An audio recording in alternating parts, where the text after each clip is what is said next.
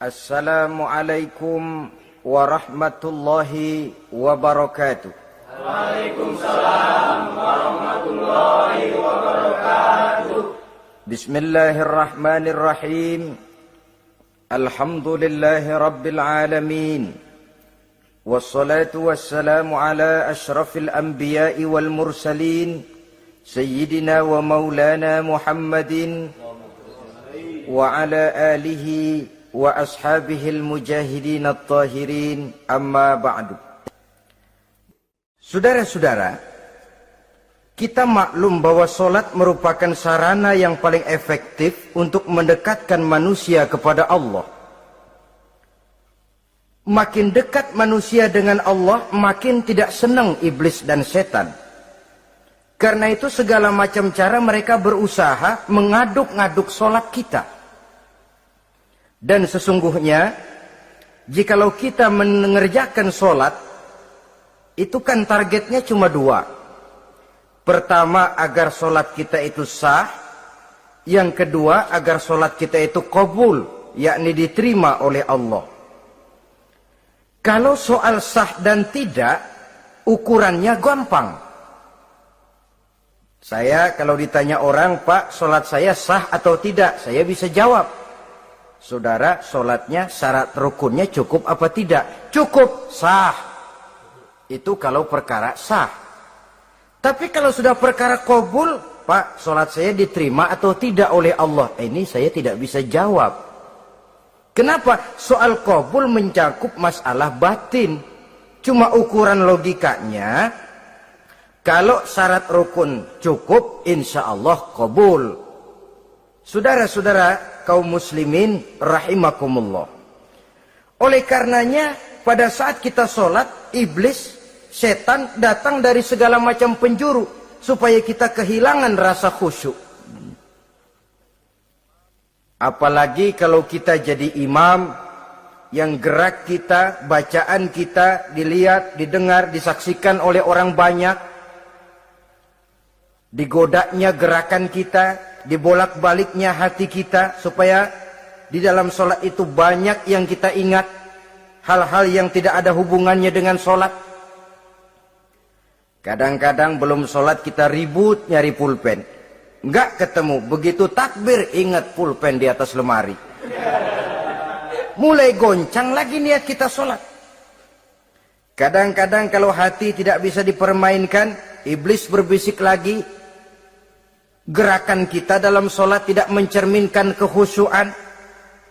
Kalau gerak juga ternyata masih bisa khusyuk, bacaan kita dibuatnya kita seperti dikejar-kejar waktu. Sholat isya misalnya, dengan cara kilat khusus, super singkat. Saya katakan tadi, apalagi kalau kita jadi imam, iblis mudah mendatangkan penyakit riya. Karena mengimami orang banyak, lalu supaya dikira alim, dibuatlah sholatnya itu mantep-mantep. Surahnya dicari yang panjang-panjang, paling pendek sabihis sama wadduha. Tapi kalau sudah sholat sendirian, cukup inna a'toinakal kautsar sama kul huwallahu ahad. Kayaknya khusyuk bukan main. Kalau imam, bahasanya dipaseh-pasehin kayak orang 16 tahun di Mekah. Usolli fardhol maghribi salasa raka'atin.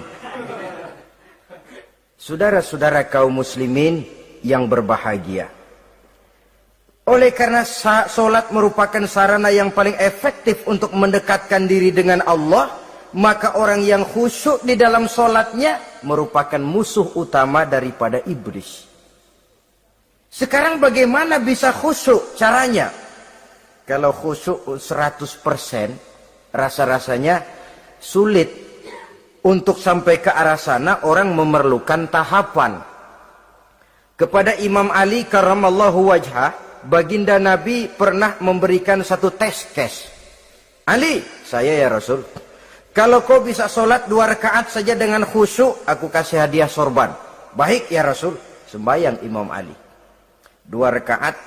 Selesai sholat, assalamualaikum, wassalamualaikum. Rasul bertanya, yang mana sorbannya li? Tanpa nengok, Imam Ali menjawab, yang hijau ya Rasul. Setelah menjawab yang hijau, Rasul berkata, kamu tidak khusyuk li. Kenapa? Soalnya tadi waktu sembahyang mikirin, nanti kalau ditawarin sorban pilih yang hijau aja ah. Sehingga begitu ditanya, refleks menjawab, yang mana li? Yang hijau saja ya Rasul.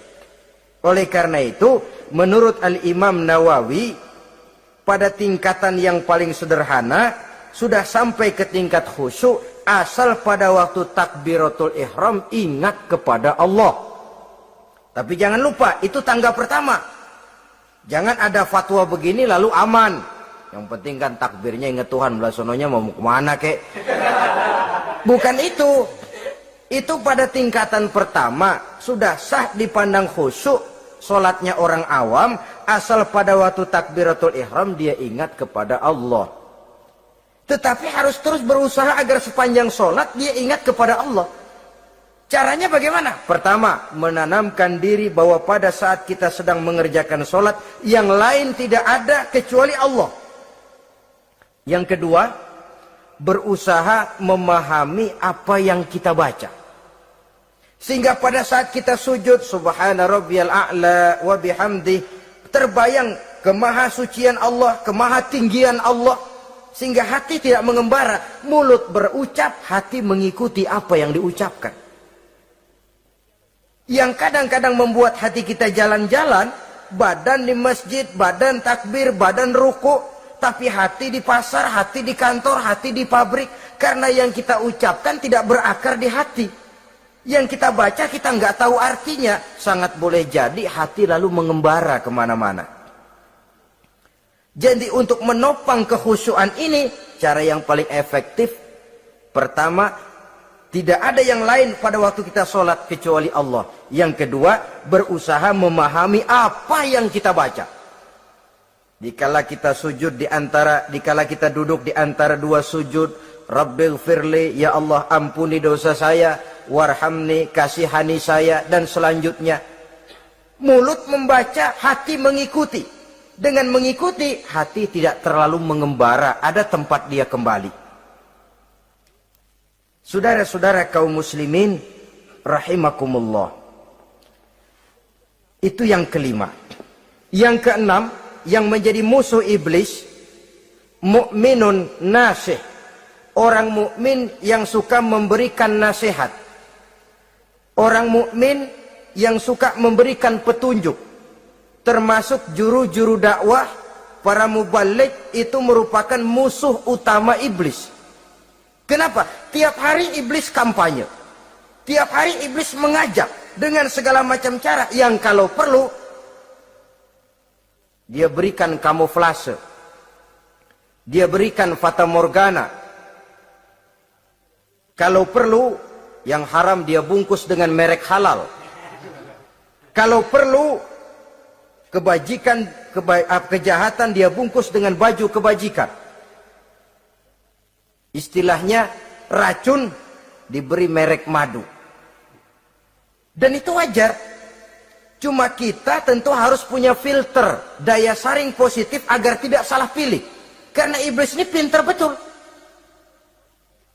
Kalau kita khusyuk dalam sholat, dia tanamkan kepada kita misalnya seperti tadi itu. Sholatmu memang hebat, khusyuk. Di kampung ini tidak ada orang yang sholatnya seperti kamu.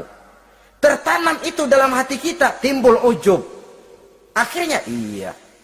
Gue lihat-lihat di kampung sini kagak ada yang sembayangi kayak gua. Nah, sudah masuk iblis.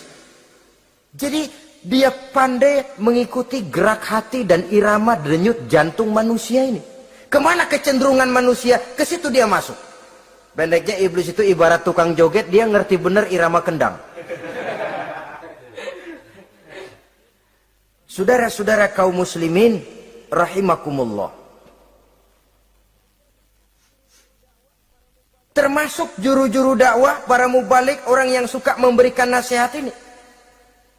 Mereka memberikan filter kepada umat, kepada jamaah, jangan sampai salah pilih. Dan iblis menyesatkan kita supaya kita salah pilih. Satu contoh ringan. Kalau di depan saudara ada 2 buah gelas, yang segelas isinya jamu, yang segelas sirup. Kira-kira saudara minum yang mana? Jamu. Jamu apa sirup? Jamu. Sirup apa jamu? Jamu. Orang yang pikirannya panjang, dia pasti minum jamu. Pahit memang, getir memang, tapi besok badan sehat, tenaga kuat, gairah kerja ada, kreativitas timbul, semangat menghadapi kehidupan tumbuh. Orang mukmin, orang yang berpandangan jauh ke depan. Pandangannya panjang. Panjang kemana? Tidak cuma ke dunia, sampai juga dia memandang ke alam barzakh, ke akhirat. Sholat itu jamu, pahit. Ngaji, hadir di majelis taklim, itu jamu, pahit. Sedekah, jamu, pahit. Mengeluarkan uang untuk kepentingan orang lain. Enak aja minta sumbangan, datang-datang yang nyari peres keringat banding tulang gue, lu datang-datang mau minta. Yang enak ngumpulin harta, lalu bakhil bin pelit alias medit. Itu jamu. Saudara hadirin yang saya muliakan, sedekah jamu, pahit. Puasa jamu, pahit. Jihad jamu, pahit. Tapi nanti begitu kita meninggalkan dunia, masuk ke alam barzakh, apalagi pindah ke akhirat, baru terasa, aduh, nikmatnya dulu kemarin itu minum jamu, sekarang badan sehat, tenaga kuat, kerja semangat. Nikmatnya dulu saya waktu di dunia sholat, rajin ngaji, suka sodako, suka menolong orang. Sekarang terasa manfaatnya. Begitu saya berada di alam barzakh, apalagi sudah dibangkitkan di padang mahsyar di akhirat nanti, terasa seluruh kebajikan yang saya kerjakan. Nah, orang yang berpikir jangka pendek, cuma ngelihat yang ada di depan hidungnya saja. Ngapain minum jamu getir? Sirup nih. Manis. Dia minum. Dia ambil sirup, minum. Manis memang pada waktu minum. Tapi besok bibir jontor. Meninggalkan perintah Allah, sirup itu. Manis. Tidak sholat, manis. Tidak bayar zakat, sirup, manis. Tidak mau puasa, sirup, manis. Manis sekarang. Tapi nanti besok begitu masuk ke alam barzakh, begitu dibangkitkan di padang mahsyar di akhirat nanti, merintih kita menahan penyesalan yang sudah tidak ada artinya lagi. Sampai-sampai penduduk mahsyar itu ada yang berkata, diceritakan dalam Quran, ya laitani kuntu turaba. Wahai celaka, kenapa kita nggak jadi tanah saja? Menyesali kejadiannya. Andai kata mereka bisa kembali ke hidup di dunia lagi, mereka akan minta kejadian yang kedua untuk berbuat baik. Tapi tentu sudah penyesalan yang tidak ada gunanya lagi. Maka saudara-saudara, emang cuman jalan duluan kecebur di sumur yang nyesel duluan. Ada orang jalan, yang paling depan kecebur di sumur, itu tuh, gue nyesel duluan katanya. Nyesel duluan. Yang lain mesti nyeselnya belakangan. Saudara hadirin yang saya muliakan. Nah, orang yang suka memberikan nasihat kepada orang lain dimusuhi iblis. Kenapa? Tentu nasihat yang membawa kebaikan. Iblis nggak senang betul itu. Kita nasihatin teman, udah berhenti dah, jangan pada mabuk lagi. Iblis gergetan bener. Ini orang dilarang lagi. Kita nasihati teman, udah jangan masang-masang lagi dah, nggak bakalan kena, dikebohongin. Nggak ada orang jadi kaya masang judi, bangkrut malah lo. Ini kan termasuk tipu daya iblis, judi dinamain sumbangan. Itu sama saja itu, madu, racun mereknya madu. Judi dinamain sumbangan. Kalau Kang Beca pada nyumbang. Kayak orang kaya lagunya.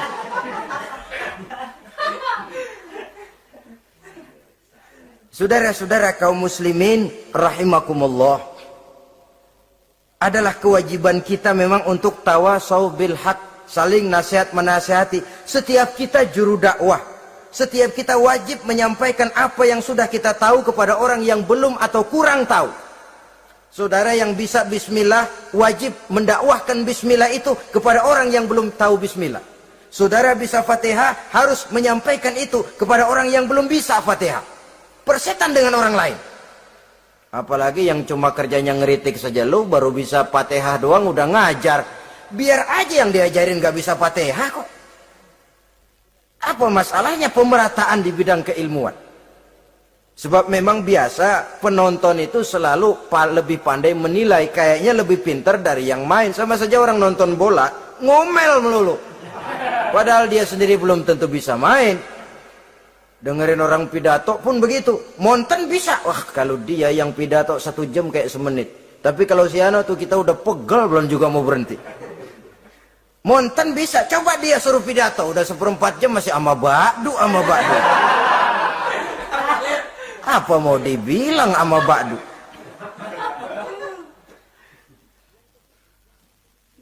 Yang ketujuh. Yang menjadi musuhnya iblis.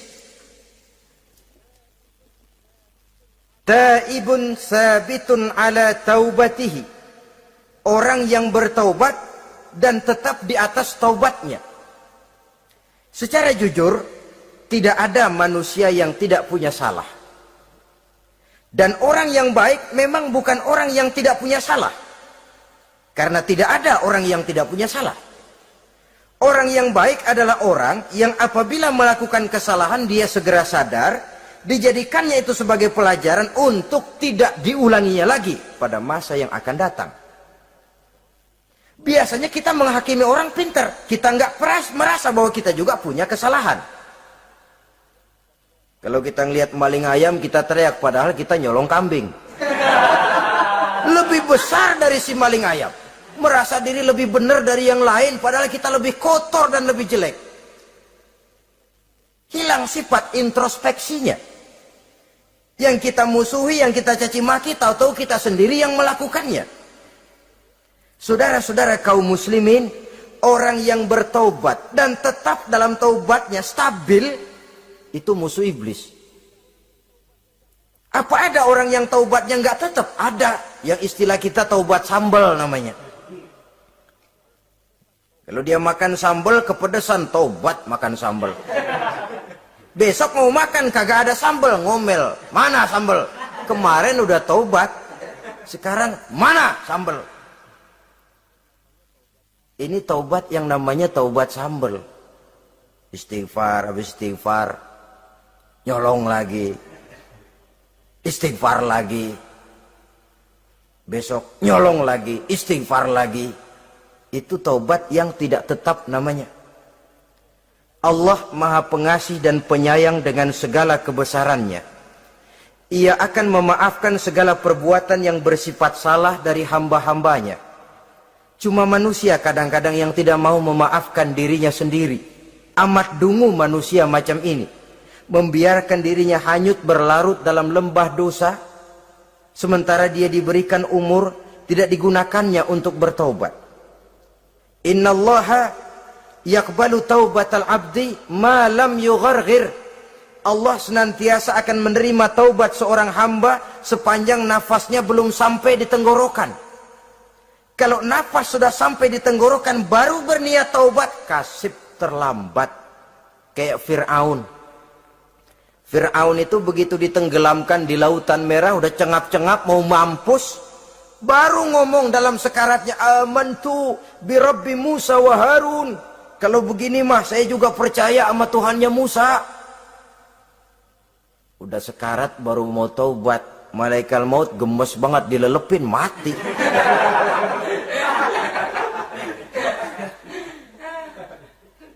Nah, kepada adik-adik remaja, biasanya kalau sudah bicara taubat, pikiran kita, taubat mah urusan 70 tahun ke atas. Kita masih lama ini. Sebenarnya tidak. Masalah taubat adalah masalah salah dan dosa. Masalah salah dan dosa adalah masalah manusia. Sejak dia akil balik sampai ajal datang berenggut nyawa. Hidup ini tidak selalu berjalan mulus. Hidup ini tidak selalu berjalan di atas kertas putih. Kadang kita tersilap, kadang kita tersalah. Kadang situasi dan kondisi menyebabkan kita berbuat lain dari yang seharusnya. Itu kehidupan. Silih berganti. Oleh karenanya pesan Nabi, wa'at bi'i sayyi'atal hasanah. Perbuatan salah ikuti dengan kebajikan. Dosa iringi dengan taubat. Jangan nunggu. Saya untuk taubat takut nanti bikin lagi. Nah, ini namanya punya harapan mau bikin lagi. Nanti aja dah kalau tua-tuaan. Saudara, kalau dosa itu ditumpuk, itu sama saja kotoran yang menodai hati. Kalau kotoran gak rajin kita bersihin, dia akan berkarat. Dan kalau sudah berkarat, sudah sulit untuk dibersihkan. Itu makna ungkapan Imamul Ghazali, hati manusia sebening kaca. Lapisan dosa yang dia kerjakan adalah debu yang menutupi jernihnya kaca. Orang yang bersih dari dosa, dekat dengan Allah, hatinya jernih seperti kaca. Dari hati yang jernih, radarnya kontak kepada Allah. Sinyalnya nyambung channelnya itu. Getarannya hebat. Wajar kalau lalu dia bisa tahu apa yang besok akan terjadi. Diberitahu oleh Allah. Yang namanya ilmu laduni itu. Ilmu yang ditransfer langsung oleh Allah. Karena kebersihan hatinya.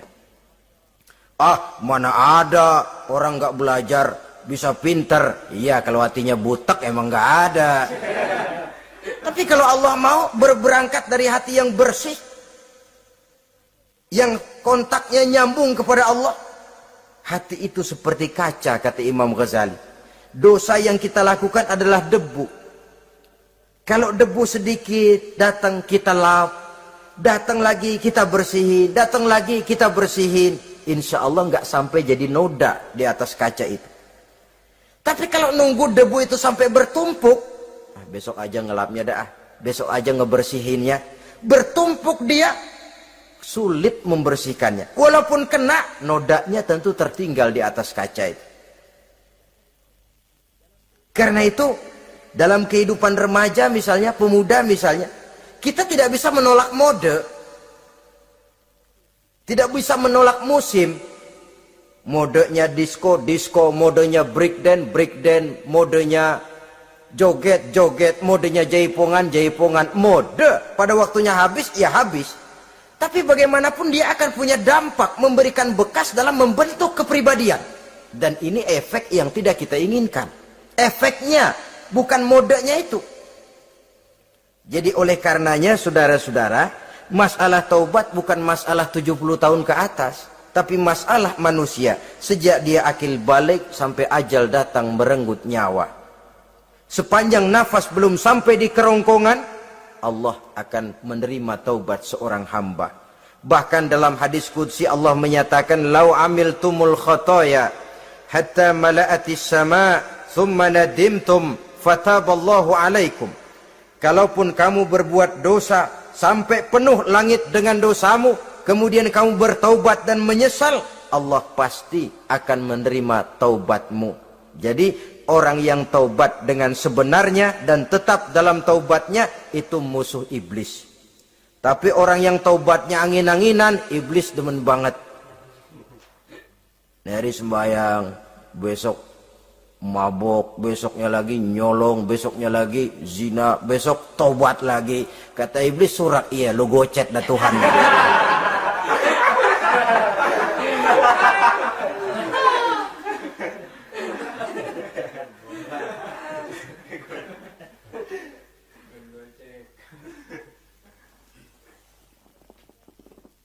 Selanjutnya, yang ke-8, musuh iblis, musuh setan, mukminun yudawi mu'alat taharah.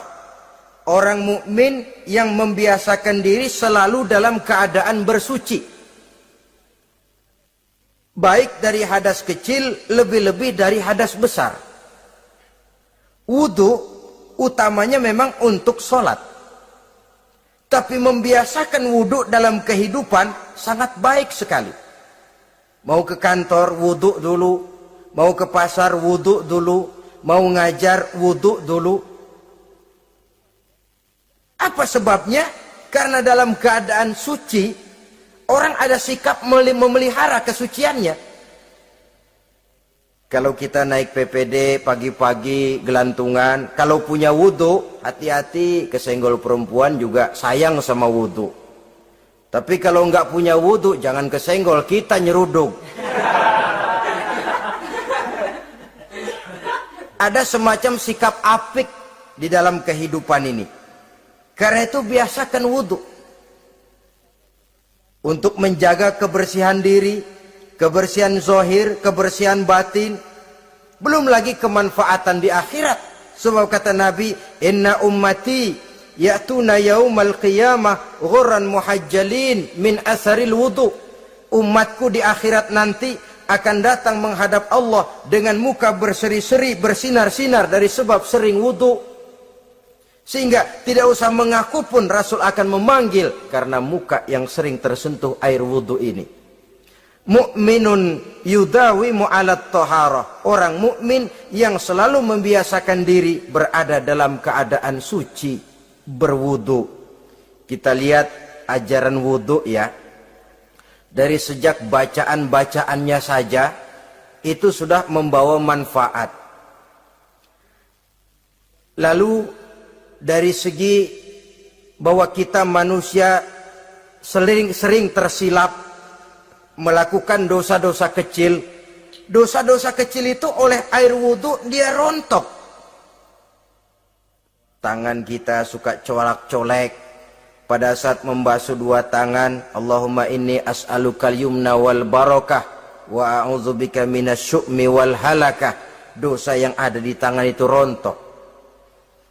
Mata kita suka pelatat-pelotot, nggak karu-karuan. Pada saat membasuh muka, nawaitu raf'al hadasil asghar, dosa yang ada di mata rontok. Dari segi pembersihan batin.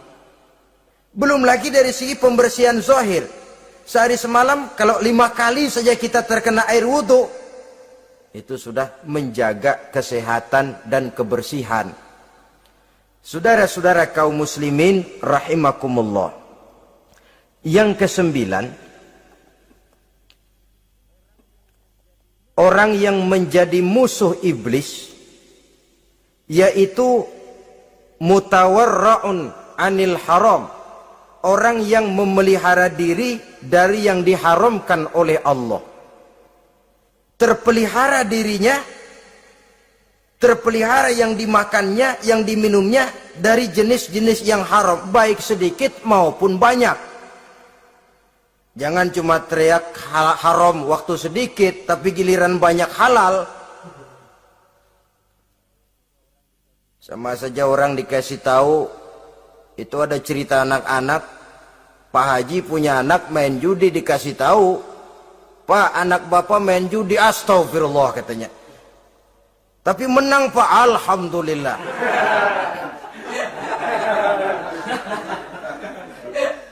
Ini kan sama saja, giliran sedikit dibilang haram karena dia nggak dapat jatah, begitu dapat banyak dan dia kecipratan jadi halal. Yang sedikit haram, banyaknya pun juga haram. Yang banyaknya haram, sedikitnya juga haram. Ada orang bilang minuman keras kalau nggak mabokkan nggak haram. Yang memabokkan banyaknya, sedikitnya tetap saja haram. Ma askaro kasiruhu faqaliluhu haramun. Apa yang banyak menyebabkan jadi mabuk, sedikitnya pun juga haram. Saudara-saudara kaum muslimin, yang ke-10 yang terakhir, musuh daripada iblis ialah mukminun rahimun, orang mukmin yang berhati pengasih. Orang mukmin yang suka menyambung silaturahmi. Orang mukmin yang tidak suka bertengkar. Orang mukmin yang tidak suka marah-marahan. Kalaupun terpaksa marah, tidak lebih daripada 3 hari. Jadi boleh saja marah kalau alasannya tepat, tapi nggak lebih dari 3 hari.